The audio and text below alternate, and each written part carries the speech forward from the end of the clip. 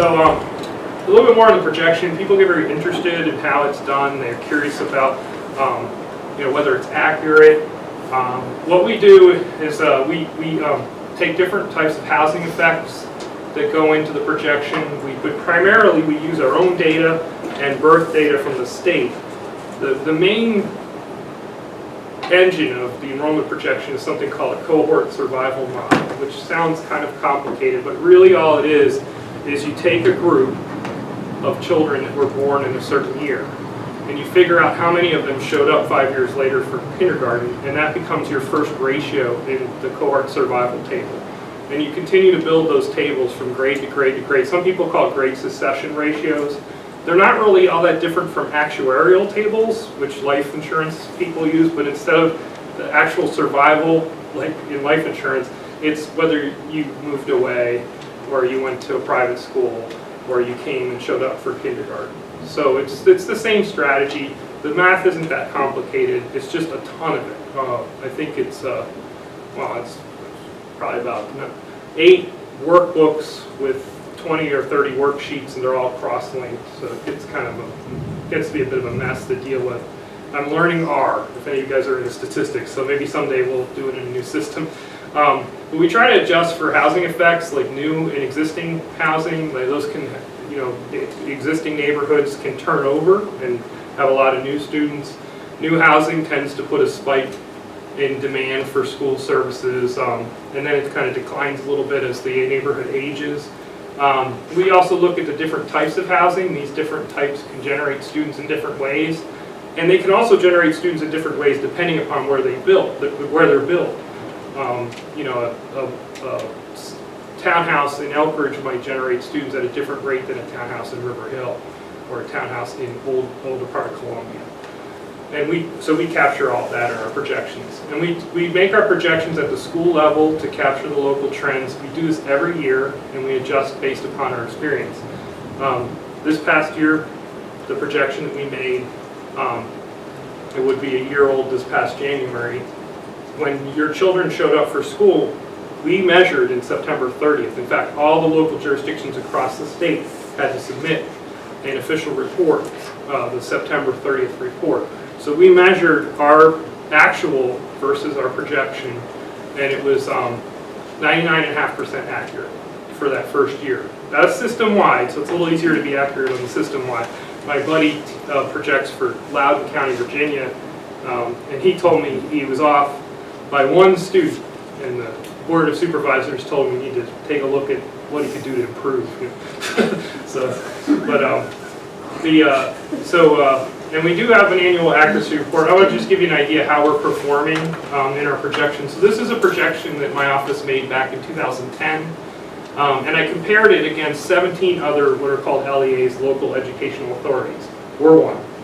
Anne Arundel County, Montgomery County, these are all LEAs in Maryland. So my colleague up at the state collected up all of their projections and the accuracy for each year for that. So projection made in 2010, the accuracy for 11, 12, 13. So just looking at 2011, so that's the first year accuracy, the mean is 1.1%.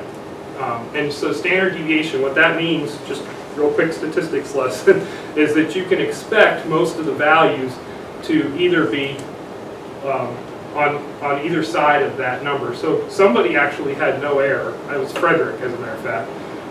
And then you could also expect up to 2.2% error. Here's where we were that first year. We were at 0.4%. So we were closer to the head of the class, you could say, in terms of how we performed in that projection. And then you can see as the projection ages, it becomes less accurate. And that's natural. All of the different jurisdictions have that same problem.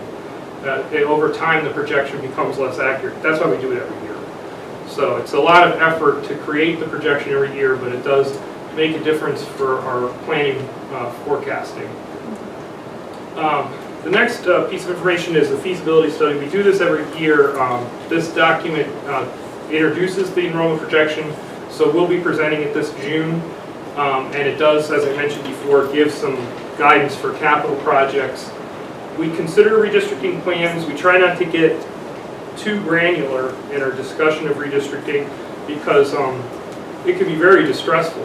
You know, if someone sees my own neighborhood is moving in a report that's talking about something 5 years from now. And I always have to be careful when they call me about high school assignments to make sure the child's actually been born. You know, it's not unusual for me to get calls about those types of things. So you want to make sure that you're not getting people to hyper-focus on this, but you also want to be forthcoming and give them information about changes that are coming. And I'm sorry, the main thing I wanted, the board guides our process with a policy, 6010, and that's where we get some of the information about target utilization. So if you have a school that is overcrowded beyond 110% of its educational program capacity, the board should consider redistricting. Doesn't mean they'll do it. They might instead put a portable, or they might wait to see what happens. They might wait to see if there's a new projection next year that's lower.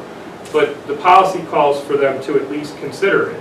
And if it's below 90% utilization, the policy anticipates that there's some capacity there that could be used by maybe another school through redistricting. So that's where that policy comes from. The confusing part is that the Adequate Public Facilities Ordinance uses 115 as its metric for stopping development. So sometimes people get confused between the 115 and the 110. It's just two different policies, two different organizations. So main reasons for redistricting is when you're opening a new school, like the 42nd Elementary School I mentioned, or Duckett's Lane previously, or Thomas Viaduct, and if they're outside of this target utilization. Mr. Gallihue mentioned, that was a question that I saw come up, when is a new elementary school slated? Yeah. When's the next one? Yeah, the next elementary school is going to open 2018. The board has adjusted the time frame a year earlier, and the site is adjacent to Oxford Square. So if you're standing looking at Thomas Viaduct, the community is called Oxford Square. If you're standing looking at the front of Thomas Viaduct, the new elementary school would be on your left or to the east of the school site. Where is that? Coca-Cola Drive? It's off of Coca-Cola Drive in Hanover, the Howard County part of Hanover. And I'm watching the time, but suffice it to say that the redistricting, the 6010 policy, has a number of different considerations that touched on some of your questions, like the educational welfare of the students. We look at cost, we look at the frequency. The policy would recommend against redistricting more than once at every 5 years at the elementary level, because you don't want to cause elementary students to go to two different schools because of redistricting. You know, they'll succeed to their next level at middle school. So they want us to wait every 3 years for middle school redistricting and every 4 years for high school redistricting. That way the children at least have some assurance that they're not going to get redistricted more than once at any one level. But because we don't redistrict unless we're opening a new capital facility, in most cases, we redistrict less frequently than that. A lot of people tend to think that we redistrict every year because we publish the feasibility study every year. It's more like we're accountable on redistricting discussions, and every year, but we certainly don't want to disrupt families and students that much. There's some of the other considerations in the policy, looking at feeder patterns, capacities of schools and such. And one thing that, I know has changed for Forest Ridge is this year we are all students go to Tucson Valley Middle School, and that was a change for this year. But, it's really actually a positive change in that all the students get to go to one school together. And actually, I was just talking with Mr. Motley, who's the principals there, and we were talking about how much it simplified the process of articulation for students, because we're only, we're talking about our current fifth graders and then Golden Bridge's current fifth graders. So it's just two schools, and it does make us for a simpler process, and I think for an easier transition for the students as well.